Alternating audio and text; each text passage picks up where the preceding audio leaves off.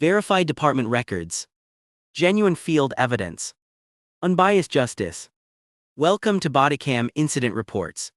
Turn around. Face the car. Now. My hands are visible. I'm unarmed. Why am I being detained? I don't owe you an explanation. Do it! You approached me with a weapon drawn. State your reasonable suspicion. Stop resisting! I am not resisting. I'm asserting my Fourth Amendment rights. Standing 15 feet away was Officer Kyle Braden. He looked young, maybe 27 years old, with a high and tight haircut that looked fresh and a uniform that looked too stiff, like he spent more time ironing it than working in it. His hand was hovering dangerously close to his service weapon, his fingers twitching with an adrenaline dump that he clearly didn't know how to control. Thorne saw the signs immediately, the dilated pupils, the sheen of sweat on the forehead, despite the mild weather, the aggressive bladed stance. This wasn't an officer in control of a situation. This was a boy playing soldier, and that made him dangerous. Thorne slowly removed his hand from the pump, leaving the nozzle in the tank, and raised his hands to shoulder height, palms open, fingers spread. He didn't speak immediately. He waited for the officer to breathe. "I'm stepping away from the vehicle, officer," Thorne said, his voice a low, gravelly baritone that carried authority without needing volume. "My hands are visible. I am unarmed. I am simply pumping gas into my vehicle." Thorne wore a pressed polo shirt tucked into khakis, a leather belt, and loafers. He looked like exactly what he was, a retired grandfather taking his prized classic car out for a spin. But Officer Braden didn't see a grandfather. He didn't see the distinguished gray at Thorne's temples or the calm demeanor of a man who had led battalions. He saw a large black man in a muscle car that looked too expensive in a neighborhood Braden had decided he didn't belong in. "I didn't ask you what you were doing. I told you to get back," Braden shouted, taking a step closer, invading the reactionary gap. "Turn around and face the vehicle. Now." Thorne held his ground, his feet planted shoulder-width apart. He didn't turn around. Turning around meant losing sight of the threat, and right now Officer Braden was a threat.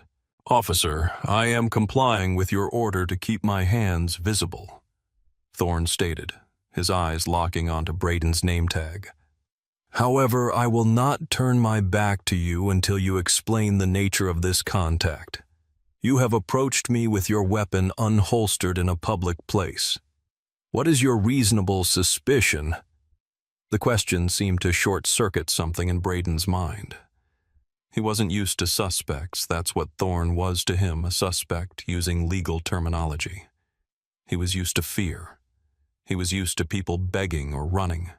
He wasn't prepared for a constitutional law lecture in the middle of a Chevron station. "You're resisting. I gave you a lawful order," Braden yelled, his voice cracking slightly. "We have a report of a vehicle matching this description involved in a felony. Now face the car, or I will make you face the car." Thorne knew immediately it was a lie, or at best a gross incompetence. His Chevelle was a rare restoration. There weren't two of them roaming Charleston committing felonies. But he also knew that arguing the facts on the side of the road was a good way to get shot.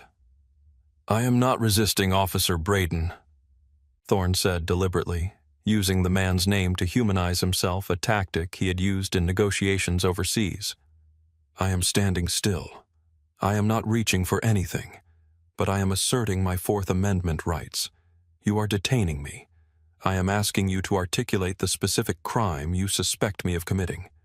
A vehicle matching this description is vague. What description? What make? What model? What license plate?"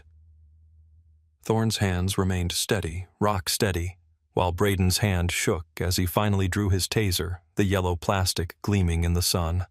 The red dot danced erratically on Thorne's chest. "I'm not going to play games with you," Braden screamed, the taser extended. "Get on the ground. Last warning, get on the ground, now." By now the commotion had drawn attention.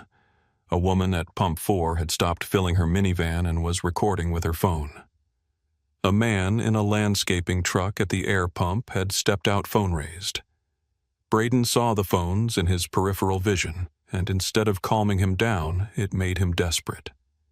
He felt the eyes of the public, and he felt his authority slipping away. He needed to dominate the space. He needed to win. Thorne saw the escalation. He saw the finger tightening on the trigger of the taser. He knew that if he went to the ground, he would be vulnerable to a physical attack that his bad knees and back souvenirs from a helicopter crash in Afghanistan couldn't handle.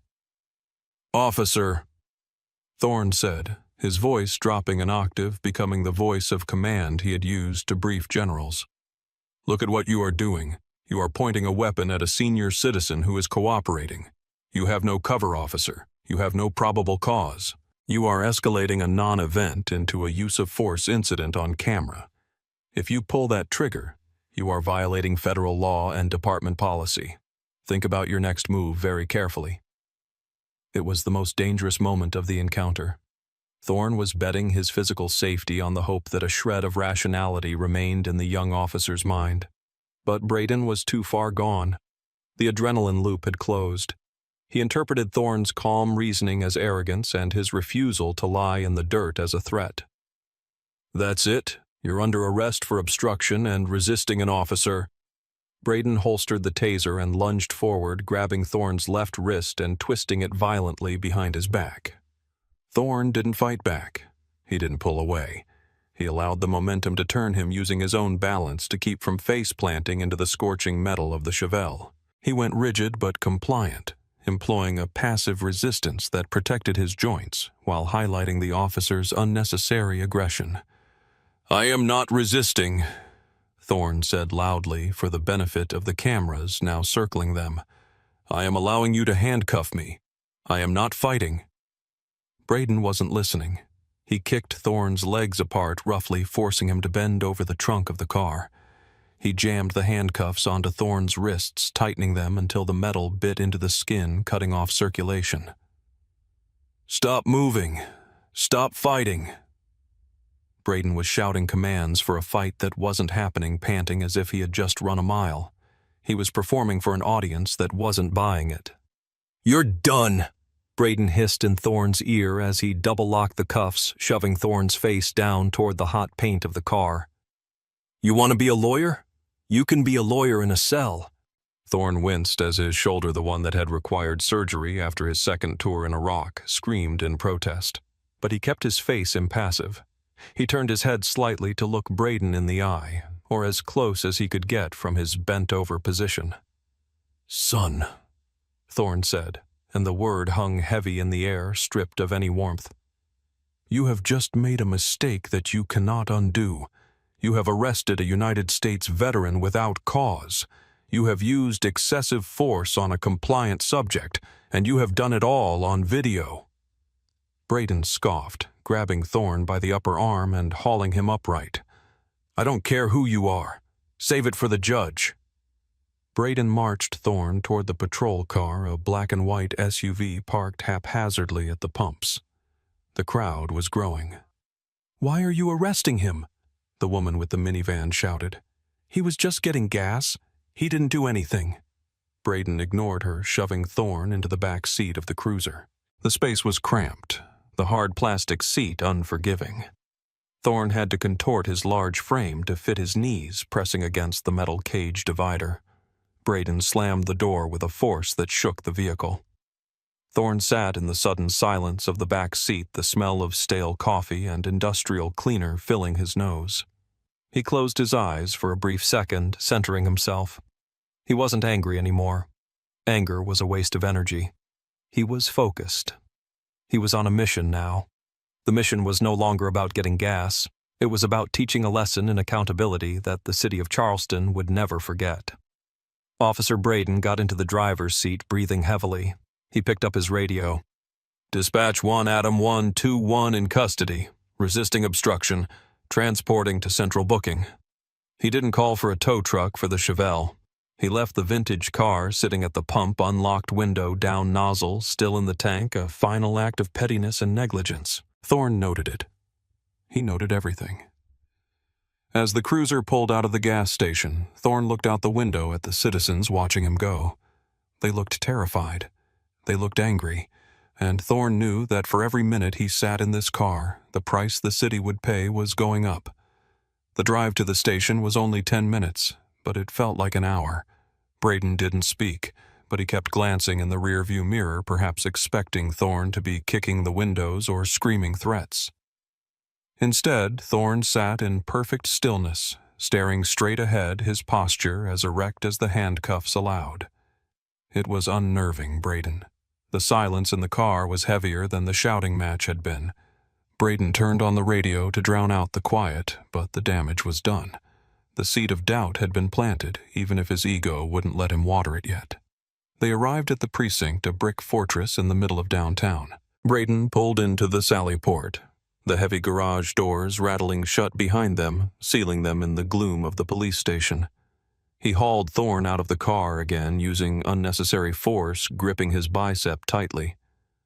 "Let's go. Move it." They walked through the secure corridors, the fluorescent lights buzzing overhead. Thorne walked with his head up. He had walked into enemy compounds with a bag over his head and maintained more dignity than this. He wasn't going to let a local booking room break him. They entered the processing area. Behind the high desk sat Sergeant Thomas Miller. Miller was a fixture of the department, a man in his late 50s with weary eyes and a mustache that had been out of style for 20 years. He had seen everything the city had to throw at him. He was reviewing paperwork when Braden shoved Thorne toward the counter. Miller looked up, his eyes scanning Thorne, the khakis, the polo, the expensive shoes, the calm demeanor, and then flicked to Braden, who looked flushed and messy. Miller's eyebrows knit together. He knew a contempt of cop arrest when he saw one. "What do we have here, Braden?" Miller asked, his voice tired. "Interfering, obstruction, resisting." Braden recited, rattling off the catch-all charges bad cops used when they had nothing else. Suspect refused to identify, refused to exit the vehicle initially, became belligerent. Miller looked at Thorne. "That true, sir. You were belligerent." Thorne met Miller's gaze. "Sergeant, I requested the officer articulate a reasonable suspicion for the stop. He could not. I was pumping gas. I never raised my voice. I never moved from my position until he put his hands on me." Miller sighed. He had heard this story before. "All right, let's get you processed. Uncuff him, Braden." Braden hesitated. "Sarge, he's a flight risk. He's combative." Miller slammed his hand on the desk. "He's a 60-year-old man in loafers, Braden. Take the damn cuffs off." Braden scowled, but complied, unlocking the handcuffs. Thorne rubbed his wrists where deep red welts had already formed. He didn't complain. He simply reached for his back pocket. "Officer Braden has my wallet in his possession," Thorne said. "I would like to present my identification now, as I am securely inside a government facility." Braden tossed the leather wallet onto the counter with a sneer. "There. See if it's even real." Miller picked up the wallet. It was high-quality leather, worn smooth with age. He opened it. The first thing he saw was the driver's license. Marcus Elias Thorne. Valid. Clean. Then he flipped the flap. There was a military identification card.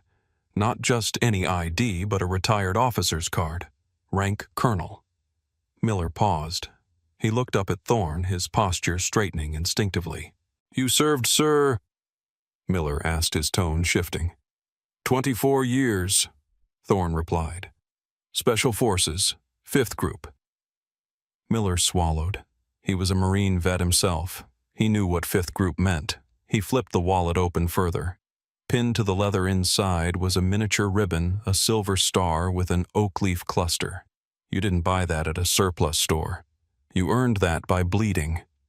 And behind it, tucked into a clear sleeve, was a business card. Heavy stock, gold embossed seal. It read, "Office of the Governor, Private Line." On the back, a handwritten note. "Marcus, call me any time. You have my eternal thanks." The air left the room. Sergeant Miller looked at the contents of the wallet, then at the bruised wrists of the man standing before him, and then at Officer Braden, who was leaning against the wall, looking bored. Miller's face went pale, then red. He closed the wallet slowly, treating it like an unexploded bomb. He looked at Braden with a mix of pity and fury. "Braden," Miller said, his voice terrifyingly quiet. Did you run the plates on his car before you approached him?" "I told you it matched a Bolo," Braden said defensively. "A black sedan involved in a robbery." Miller closed his eyes. "A black sedan," he repeated. "Braden, this gentleman drives a cherry-red Chevelle coupe." Braden blinked. Well, the light was hitting it weird, and he looked suspicious. He was loitering. Miller stood up slowly. "You stopped a red coupe for a black sedan Bolo, and you arrested a decorated colonel for asking you why." Braden's arrogance faltered for the first time. He refused to ID." "Because you had no right to ask him." Miller roared, the sound echoing off the cinder block walls. "You get the watch commander down here. Now do not pass go, do not collect $200. Get Captain Reynolds in here immediately." Braden took a step back, stunned by the outburst. "Sarge, it's just a—" "Move," Miller screamed. Braden scrambled out of the room. Miller turned to Thorne, his face a mask of mortification. "Colonel? Sir, I need you to have a seat. I am going to get you some water. I cannot apologize enough." Thorne didn't sit. He stood tall. "Sergeant, I appreciate your courtesy, but we are past the point of apologies. I want the booking photos taken. I want the fingerprints taken. I want every step of this process documented, because when I sue this department, I don't want anyone claiming I was given special treatment after the fact. Book me." Miller looked at him, pleading silently. "Sir, if we book you, it creates a record. We can unarrest you. It happens. We call it a detention and release." "No," Thorne said firmly. "Your officer arrested me. He put me in cuffs. He brought me here. He cited me. You will finish the process. I want my mugshot. I want the world to see what the Charleston Police Department does to veterans who dare to ask a question." Miller knew he couldn't win this. He nodded slowly, defeated. "Yes, Colonel. Right this way." 10 minutes later, the door to the processing room flew open. Captain Reynolds strode in. He was a tall man, political, always thinking about the next press conference. But right now, he looked like a man who had just swallowed a box of nails. He had Officer Braden trailing behind him like a scolded puppy. Reynolds took one look at Thorne, who was currently wiping ink off his fingers onto a paper towel, and winced. Reynolds had met Thorne before. At a charity gala for wounded warriors 2 years ago. Thorne had been the keynote speaker. Reynolds remembered shaking his hand. "Colonel Thorne," Reynolds said, rushing forward, hand extended. "Marcus, my God, there has been a terrible misunderstanding." Thorne didn't take the hand. He looked at it, then looked at Reynolds. "Captain, it's not a misunderstanding. It is a series of deliberate choices made by your officer." Reynolds pulled his hand back, clearing his throat.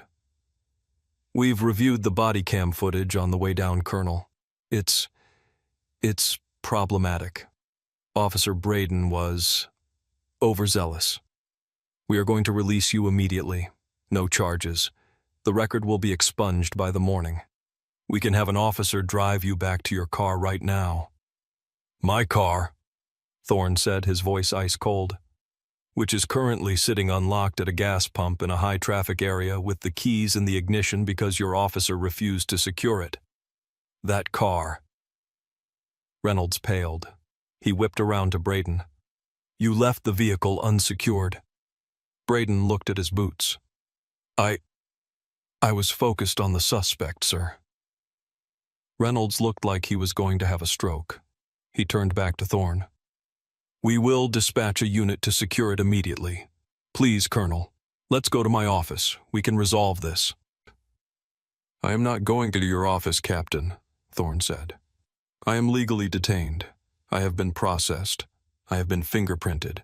My Fourth Amendment rights have been violated. My Eighth Amendment rights regarding cruel and unusual punishment are debatable given the tightness of these cuffs and the transport. I am not looking for a backroom deal. I am looking for the paperwork.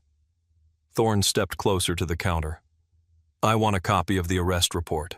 I want a copy of the booking sheet. I want the incident number, and I want the badge number of Officer Braden written down on a piece of department letterhead. Colonel, please. Reynolds lowered his voice. If we make this official, it becomes public record. The press is already involved, Captain, Thorne interrupted. There were 5 people filming at the gas station. By the time I get home, I will be trending on Twitter. The only question is whether you want to be the department that tried to hide it, or the department that documented its own failure. Reynolds stared at Thorne. He realized then that he wasn't dealing with a victim. He was dealing with a tactician. Thorne had already outmaneuvered them, and he hadn't even made a phone call yet. Give him the paperwork, Sergeant. Reynolds whispered, defeated. He turned to Braden. Give me your badge and your gun. You're on administrative leave, effective immediately. Go wait in the conference room. Braden looked up, shock written all over his face. Captain? For a stop? For being an idiot, Braden? Reynolds snapped. Give them to me. Braden slowly unholstered his weapon and unpinned his badge, placing them on the counter next to Thorne's wallet. The symbolism was striking. The badge of the rookie next to the silver star of the veteran. Thorne took his paperwork. He checked it for accuracy. He retrieved his wallet and his belt. He put his belt back on, slowly looping it through the khakis with deliberate motions. He checked his shoelaces. Then he looked at Reynolds. I am free to go. Yes, sir. You are free to go. I'll be taking an Uber, Thorne said. Do not send a squad car. I don't want to be seen in one of your vehicles again. He walked out of the processing room into the lobby and out the front doors into the late afternoon sun. He took a deep breath. The air tasted sweet. But the war wasn't over. It had just begun. Thorne arrived at his home in the historic district at 5:30 p.m. His wife, Sarah, was waiting on the porch. She had already seen the video. A neighbor had sent it to her. She didn't say a word as he walked up the steps. She just hugged him, holding him tight, shaking slightly. I'm okay, Sarah, he whispered into her hair. I'm okay. She pulled back her eyes, fierce. They put hands on you, Marcus. They treated you like a criminal. I know, he said, and they are going to wish they hadn't. He went into his study, a room lined with books on military history and law. He sat at his mahogany desk and picked up the phone.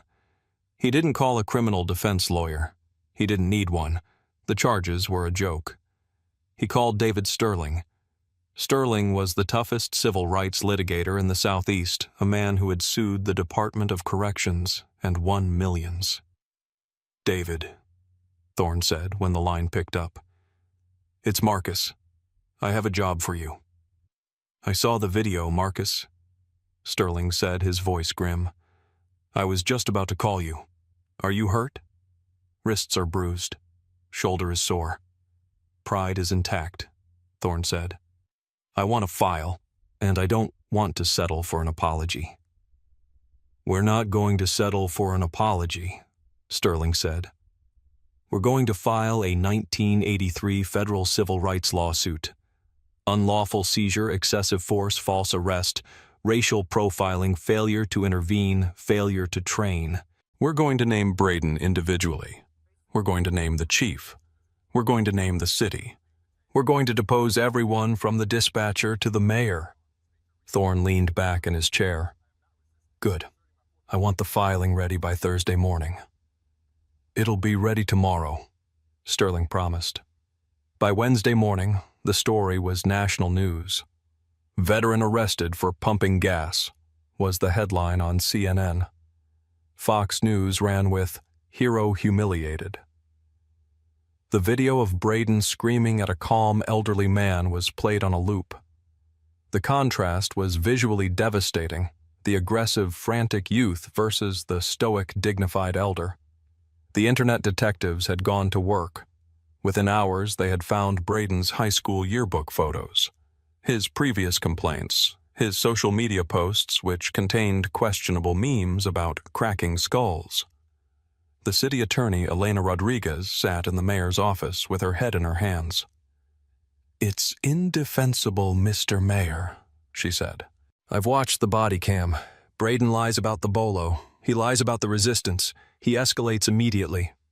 And the victim, God help us, the victim is practically a saint in this community. He runs the Toys for Tots drive. He sits on the library board. If this goes to a jury, they will give him the keys to the city and your pension." The mayor, a man who prided himself on being tough on crime, looked sick. "Can we offer him $100,000? "He doesn't want money, sir," Rodriguez said. "His lawyer called. They are filing suit tomorrow. They aren't asking for a number. They are asking for a consent decree. They want federal oversight of our hiring practices. They want Braden fired, not suspended, and they are going to get it." The phone on the mayor's desk rang. It was the governor. The mayor stared at it. "I think you better answer that," Rodriguez whispered. The internal investigation was the fastest in the department's history. Usually these things took months. This one took 4 days. The investigators pulled Braden's file. They found a pattern. Over his 3 years on the force, Braden had stopped 400 cars. 85% of the drivers were black or Hispanic. In 60% of those stops, he listed furtive movements or suspicious behavior as the reason for the search. But he had only found contraband twice. It was a clear statistical roadmap of racial profiling. His supervisors had signed off on every report, ignoring the data because Braden was active and producing numbers. Now those numbers were a noose around the department's neck. The investigators interviewed the dispatcher who confirmed she had broadcast a bolo for a black 2015 Honda Accord with a partial plate. She testified that she had no idea how Braden got red 1969 Chevelle out of that. The interview with Braden was a disaster. He was defensive, blaming Thorne for disrespecting his authority. He couldn't explain why he felt threatened by a man standing still. He couldn't explain why he didn't check the license plate. When shown the photo of Thorne's bruised wrists, Braden shrugged. He shouldn't have flexed, he said. It was the final nail in his coffin. On Friday, the police chief held a press conference. He stood alone at the podium. "The actions of Officer Kyle Braden do not reflect the values of this department." He began the standard line, sounding hollower than usual. "Effective immediately, Officer Braden's employment has been terminated for cause. We are also initiating a department-wide review of our stop and frisk policies." He didn't take questions. He couldn't. The settlement came 3 weeks later. The city didn't want to go to discovery. They didn't want Thorne's lawyers digging through 5 years of emails. They offered $1.5 million. Thorne accepted, but with conditions. The city had to publicly apologize. The department had to implement mandatory de-escalation training led by outside experts. And the video of his arrest would be used as a training tool for what not to do. Thorne took the $1.5 million and didn't spend a dime on himself. He established the Thorne Legal Defense Fund for veterans. Its sole purpose was to provide top-tier legal representation for veterans who were mistreated by police.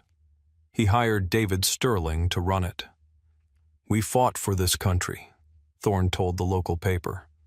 "We shouldn't have to fight our own government when we come home." 6 months later, on a crisp autumn afternoon, Marcus Thorne pulled his red Chevelle into the same Chevron station. The sun was setting, casting long orange shadows across the pavement. He got out of the car. He looked at Pump 4. He remembered the feeling of the cold steel on his wrists. He remembered the anger. But the anger was gone now, replaced by a quiet resolve. He picked up the nozzle and began to pump gas. A patrol car rolled by slowly on the main road. The officer inside a new recruit looked over at the gas station. He saw the black man and the red car. He saw the man looking back at him. The officer nodded respectfully. Thorne nodded back. He finished pumping the gas. He wiped a speck of dust off the fender. He got back into the driver's seat and turned the key. The engine roared to life, a deep American rumble that shook the ground. Thorne put the car in gear and pulled out onto the road, driving slowly, obeying the speed limit. A free man in a free country, knowing that freedom wasn't given. It was defended sometimes on a battlefield and sometimes in a gas station parking lot.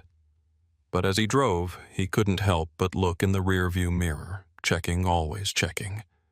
Because he knew that for others who didn't have his rank, his ribbons, or his resources, the ending might have been very different. And that was a war that was still being fought.